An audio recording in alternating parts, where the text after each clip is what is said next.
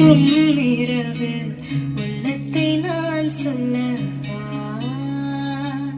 மறுவும் மனதின் ரகசிய அறையில் ஒத்திகை பார்த்திடவா சிறகு சிறகு உன்னில் என்னை தொலைத்த மொழி சொல்லவா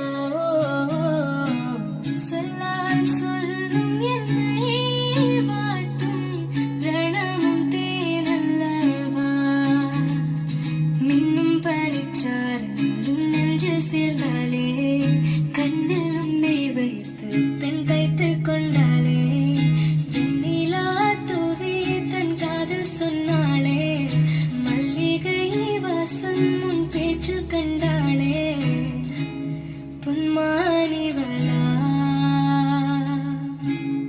உன் வானவில்லா பொன்மானிவளா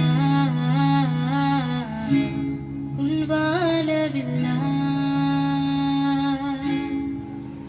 hi friends, welcome to selfie audio. நாம் இன்றைக்கான பதிவில் நாம் ரெடி பண்ணியிருக்கிற ஒரு ஸ்டீரியோ ஆம்பிளிஃபையர் பற்றி தான் பார்க்க போகிறோம். இந்த வீடியோவை தொடர்ந்து ஸ்கிப் பண்ணாமல் பாருங்கள். அதாவது ஆடியோ நல்லா நான் விரும்பி கேட்குறவங்களுக்கு நான் என்னோடய சைட்லேருந்து அவங்களுக்கு நான் ரெஃபர் பண்ணணும் அப்படின்னு நினச்சா ஒன்லி ஸ்டீரியோ ஆம்பிளிஃபையர் மட்டும் தான் ரெஃபர் பண்ணுவேன். 2.1 5.1 நான் யாருக்கும் ரெஃபர் பண்ண மாட்டேன். அதாவது ஆடியோ எந்த அளவுக்கு விரும்பி கேட்குறாங்களோ அவங்களுக்கு மட்டும் தான் சொல்கிறேன். ஏன்னா ஒவ்வொருத்தருக்கு ஒவ்வொரு டேஸ்ட் இருக்கும். அதனால் எல்லாத்துக்கும் நம்ம ஒரே மாதிரி சஜஷனில் சொல்ல முடியாது. ஒவ்வொரு கஸ்டமர் எப்படி ஃபீல் பண்ணுறாங்களோ அவங்களுக்கு தகுந்த மாதிரி தான் நம்ம பண்ண முடியும். இது ஒன்லி ஸ்டீரியோ மட்டும் நான் ரெடி பண்ணியிருக்கிறேன். நல்ல ஒரு சவுண்ட் குவாலிட்டியில் நல்ல ஒரு டீட்டெயிலாக எடுக்கிற மாதிரி ஒரு ஆம்பிளிஃபையர் ரெடி பண்ணியிருக்கிறேன். ப்ளஸ் இந்த டவர் பாக்ஸு நான் ஆல்ரெடி ரெடி பண்ணி நான் வீடியோ போட்டிருக்கேன். அப்போ ஒரு 2.1 மேக் பண்ணேன். அது வேறு மாதிரி வேலை செஞ்சிச்சு. இப்போ பார்த்தீங்கன்னா ஒரு 2.1 பண்ணுறதுக்கு முன்னாடி நான் யோசித்து பார்த்தது, நம்மளுக்கு 2.1 வேணாம், ஒரு ஸ்டீரியோவில் ஒரு சப் ரிசல்ட்டு நம்ம கொடுக்கணும், அந்த அளவுக்கு ஒரு ரிசல்ட்டை கொடுக்கணும்னு நினச்சி நான் அதுக்கப்புறம் அந்த 2.1 ஆம்பை சேல் பண்ணிவிட்டு இது ஒரு ஸ்டீரியோ ஆம்பு ரெடி பண்ணுறதுக்காக நான் ரொம்ப நாளாக யோசித்து பார்த்து எல்லாமே ஒன்றுனா ரெடி பண்ணி வச்சுட்டேன். ஆனால் கரெக்டான ஸ்பேர் கிடைக்கல. அதாவது இந்த யூஎஸ்பி போர்டு பார்த்திங்கன்னா கிடைக்காதனால நான் அப்படியே பாதியில் நிறுத்தி வச்சிட்டேன். அதுக்கப்புறம் தான் இதை நான் ரெடி பண்ணியிருக்கிறேன். நல்ல ஒரு சவுண்ட் குவாலிட்டி நீங்கள் விரும்புன்னு நினச்சிங்க அப்படின்னா இந்த மாதிரி டவரு ப்ளஸ் அதுக்கு மேட்சபுளாக நீங்கள் ஆம்ப் ரெடி பண்ணிங்க அப்படின்னா நீங்கள் ஒரு செம்ம குவாலிட்டி உங்களுக்கு ஆடியோ ரிசல்ட் எடுக்க முடியும். என்னை பொறுத்தவரையும் நான் நிறைய டைப் ஆஃப் ஆம்பிளிஃபையர்லாம் நிறைய பேத்துக்கு நான் செஞ்சு கொடுத்துருக்கேன். ஆனால் நான் ரொம்ப லைக் பண்ணுறது பார்த்திங்க அப்படின்னா ஒரு ஸ்டீரியோ மட்டும்தான். ஏன்னா நீங்கள் ஒரு 24 ஹவர்ஸ் நீங்கள் பாட்டு கேட்டாலும் உங்களுக்கு டிஸ்டர்பன்ஸ் இல்லாமல் இருக்கணும் அப்படின்னு நினச்சிங்கன்னா ஒன்லி ஸ்டீரியோ மட்டும்தான். அதிலே உங்களுக்கு ஒரு பேஸு ட்ரிபிள் வாய்ஸு எல்லாமே தெளிவாக தெரிகிற மாதிரி நம்ம ரெடி பண்ணிட்டோம்னா நம்மளுக்கு பிரச்சனையே வராது. உதாரணத்துக்காக நான் ஒன்று சொல்கிறேன். இப்போ நிறைய பேர் பாட்டு விரும்பி கேட்குறவங்க இருப்பாங்க. ஆனால் அவங்க ஹெட்செட்டில் பாட்டு கேட்பாங்க. ஹெட்செட் மாட்டிகிட்டு தான் வண்டியில் போவாங்க, பாட்டு கேட்டுகிட்டே போவாங்க.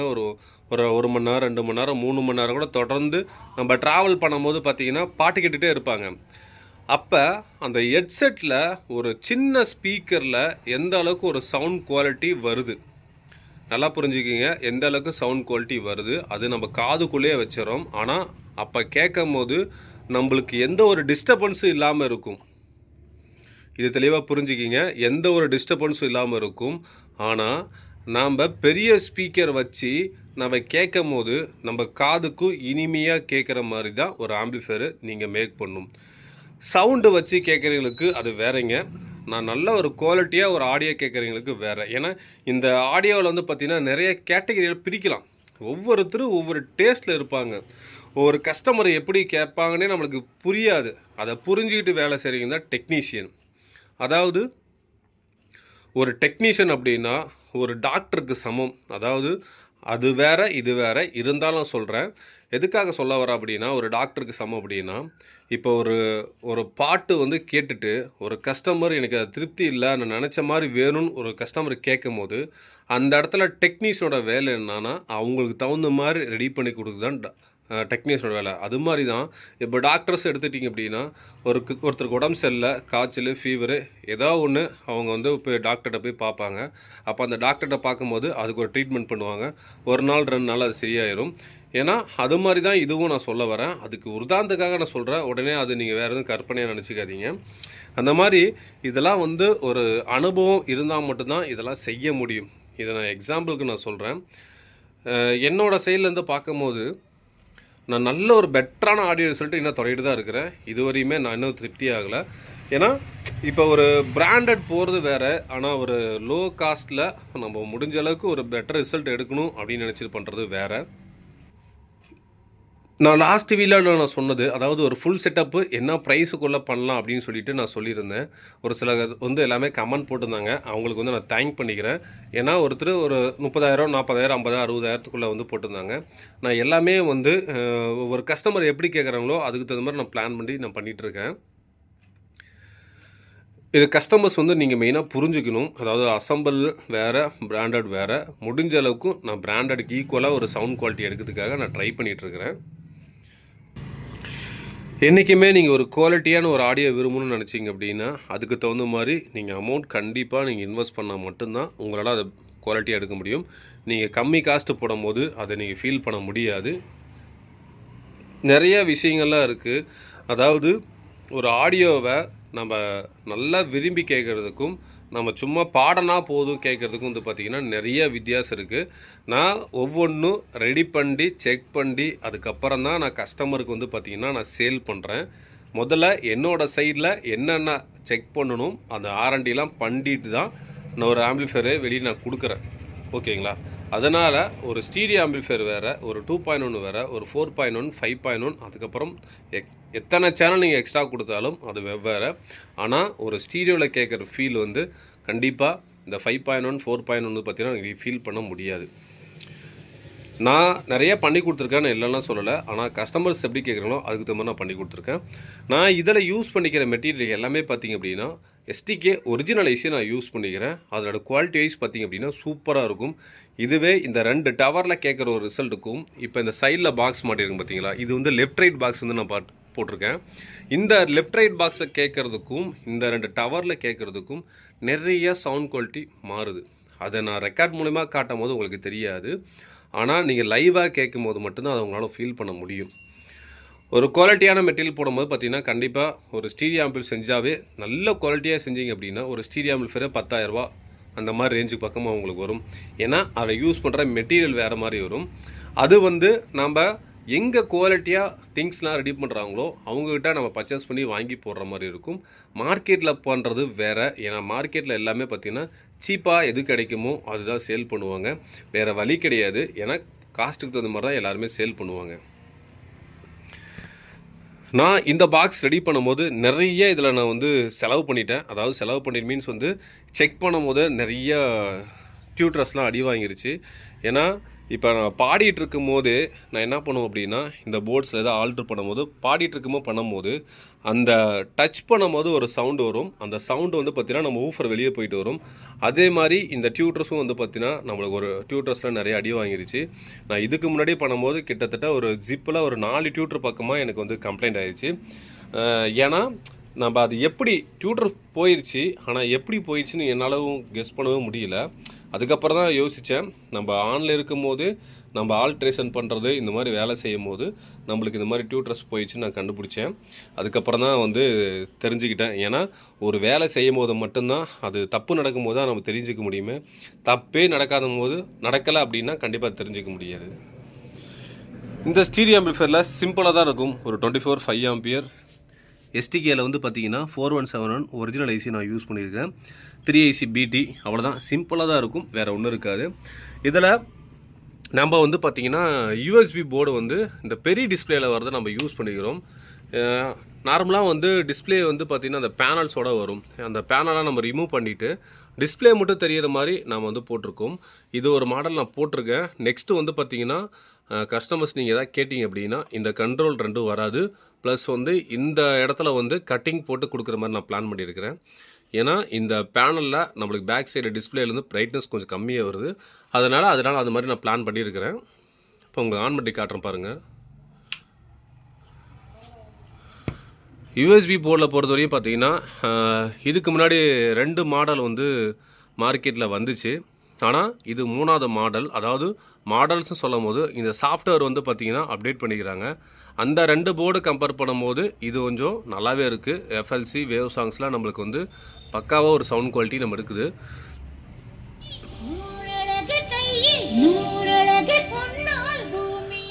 இதில் வந்து வியூ மீட்டரை யூஸ் பண்ணியிருக்கிறேன். அதாவது பாட்டு எப்பயுமே வந்து நீங்கள் ஒரு ஹையர் எண்டாக பாட்டு போடும் போது மட்டும்தான் நீங்கள் வந்து அதை ஃபீல் பண்ண முடியும். இப்போ பாருங்கள், டிஸ்பிளேயில் உங்களுக்கு தெரியும். அதாவது இப்போ நான் மொபைலில் காட்டும் போது உங்களுக்கு நல்லா பிரைட்னஸாக தெரியுது. நீங்கள் தூரமாக போகும்போது அது வேறு மாதிரி தெரியும். நெக்ஸ்ட்டு வந்து இது மாதிரி யாராவது ஒரு ஆம்பிளிஃபையர் ஸ்டீரியோ கேட்டாங்க அப்படின்னா இந்த டிஸ்பிளேக்கு தகுந்த மாதிரி நான் கட் பண்ணிவிட்டு கொடுக்குற மாதிரி நான் பிளான் பண்ணிக்கிறேன். இல்லை உங்களுக்கு இதே மாதிரி இருந்தால் ஓகே அப்படின்னா நான் இப்படியே கொடுத்துருவேன். நீங்கள் கீழே குமிஞ்சு பார்க்கும்போது தெரியும், கொஞ்சம் டிஸ்டன்ஸ் வந்து பார்க்கும்போது கொஞ்சம் கம்மியாக தெரியும் மாதிரி தெரியும்.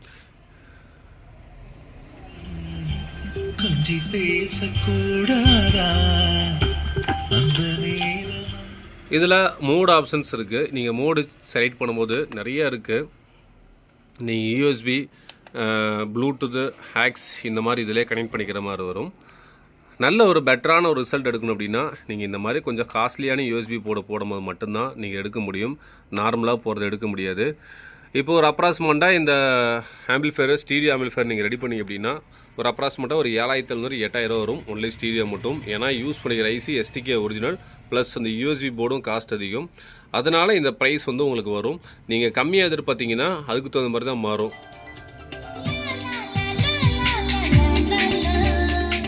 இப்போ ரெக்கார்ட் வந்து பார்த்தீங்கன்னா பாக்ஸ் பக்கத்துலேயே இருக்குது. அதனால் உங்களுக்கு சவுண்ட் எப்படி இருக்குன்னு தெரியல.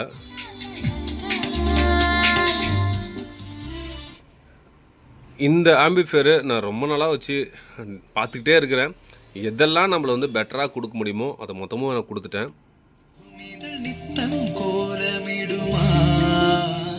ஏன்னா இந்த மாதிரி ஒவ்வொன்றும் பண்ணி பார்க்கும்போது மட்டும்தான் நம்மளுக்கு வந்து எப்படி வேலை செய்ய நம்ம தெரிஞ்சிக்க முடியும். அதனால தான் நான் வந்து இந்த மாதிரி ஒரு R&Dலாம் பண்ணிட்டு தான் நான் கஸ்டமருக்கு வெளியில் கொடுக்குறது. இந்த 2 டவர்லேயே வந்து பார்த்திங்கன்னா சவுண்ட் குவாலிட்டி செம்மையாக இருக்கும். அதை நீங்கள் லைவாக கேட்கும் போது மட்டும்தான் உங்களால் ஃபீல் பண்ண முடியுமே ஒழிய நீங்கள் வந்து இப்போ ஃபோன் மூலிமா கேட்கும் போது உங்களால் ஃபீல் பண்ண முடியாது. நீங்கள் ஒரு பெட்டரான ஒரு ஆடியோ குவாலிட்டி எடுக்கணும் அப்படின்னா இந்த மாதிரி ஒரு பண்ணால் மட்டும் தான் முடியும். இதுக்கு வந்து யூஎஸ்பி போர்டு, சாரி ரிமோட் இது.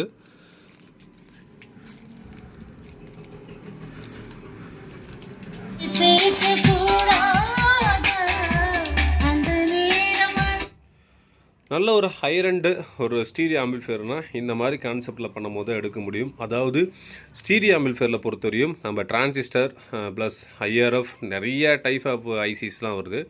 என்ன தான் அந்த மாதிரி டிரான்சிஸ்டர் ஐஆர்எஃப் ஸ்டேஜுக்கெலாம் நம்ம போனாலும் நாம் யூஸ் பண்ணுற எஸ்டிகே ஐசி மாதிரி வரவே வராது அதோட சவுண்ட் குவாலிட்டி.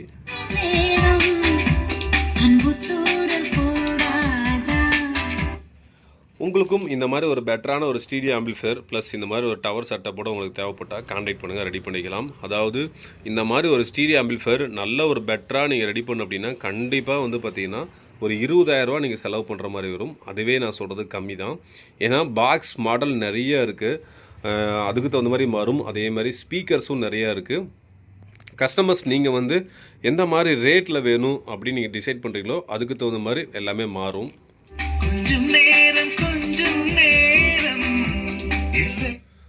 நல்ல ஒரு தெளிவான ஒரு ஆடியோ ப்ளஸ் அந்த பேஸ் ட்ரிபிள்லாம் வந்து பார்த்திங்கன்னா உங்களுக்கு தெளிவாக கிடைக்கும். அதாவது ஒரு பிராண்டடுக்கு ஈக்குவலாக நான் ரெடி பண்ணியிருக்கிறேன். நீங்கள் வேணும் அப்படின்னா லைவாக நேரில் வந்து கேட்டு பாருங்கள், உங்களுக்கு அப்போ தான் தெரியும்.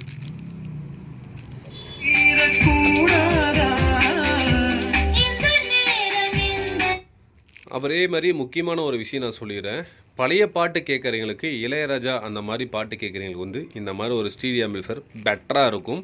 மெயினாக நான் வந்து வாய்ஸ் நல்லா விரும்பி கேட்குறவங்களுக்கு வந்து பார்த்திங்கன்னா இது நல்லா சூட்டபுளாக இருக்கும். அதாவது வாய்ஸ் மட்டும் இல்லை, மொத்தமும் சேர்ந்து கேட்கும்போது உங்களுக்கு வாய்ஸ் நல்லா உங்களுக்கு டீட்டெயிலாக உங்களுக்கு வந்து கிடைக்கும்.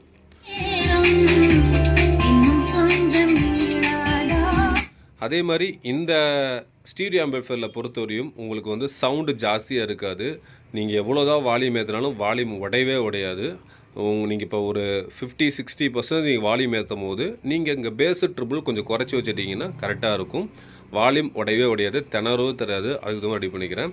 அதாவது இந்த ஸ்டீரியோ ஆம்பிளிஃபையர் இந்த 2 பாக்ஸுக்காக ரெடி பண்ணியிருக்கிறேன். இதுவே நான் வேறு பாக்ஸுக்கு நீங்கள் போடுற மாதிரி இருந்தால் கண்டிப்பாக அதில் வேறு மாதிரி ரிசல்ட் வரும்.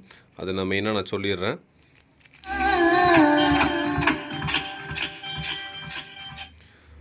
நிறைய நான் வந்து ஒன்று ஒன்று பண்ணி பார்த்துட்டு தான் இருக்கிறேன்.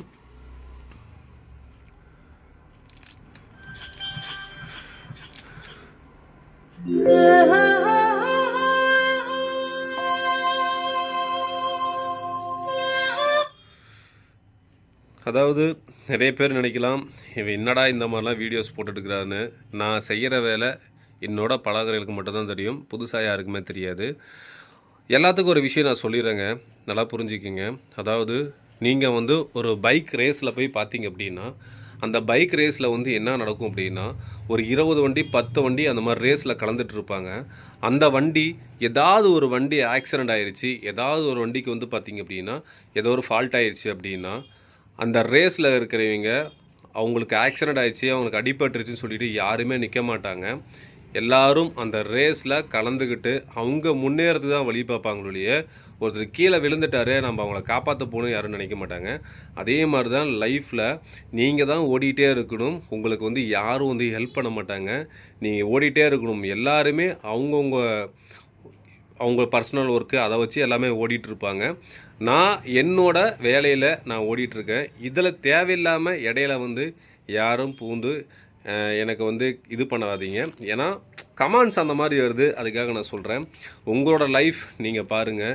ஏன்னா என்னோடய லைஃபுக்குள்ளே நீங்கள் வந்தால் மட்டும்தான் நான் எந்த மாதிரி எப்படி இருக்குன்னு உங்களுக்கு தெரியும். அதனால் இந்த தேவையில்லாமல் கமெண்ட்ஸ் எனக்கு மட்டும் இல்லை, என்ன மாதிரி டெக்னீஷியனுக்கும் நீங்கள் போடாதீங்க. ஏன்னா இந்த ஃபீல்டை பற்றி தெரியாதீங்க வந்து சொல்கிறீங்க. இந்த ஃபீல்டில் இருந்து பாருங்கள், அப்போ தான் உங்களுக்கு தெரியும். என்னால் முடிஞ்ச அளவுக்கு கஸ்டமர்ஸ்கிட்ட உண்மையை பேசி அதுக்கு உண்டான சார்ஜஸ் நான் வாங்கி தான் வேலை செஞ்சிட்ருக்கேன்.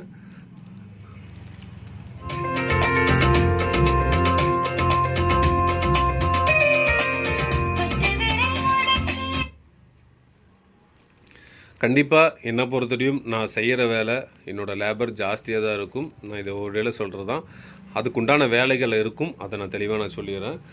ஓகே ஃப்ரெண்ட்ஸ், இந்த வீடியோ பிடிச்சிருந்தால் லைக் பண்ணுங்கள், ஷேர் பண்ணுங்கள். நம்ம ஒரு நெக்ஸ்ட் வீடியோவில் சந்திக்கலாம். நன்றி, வணக்கம்.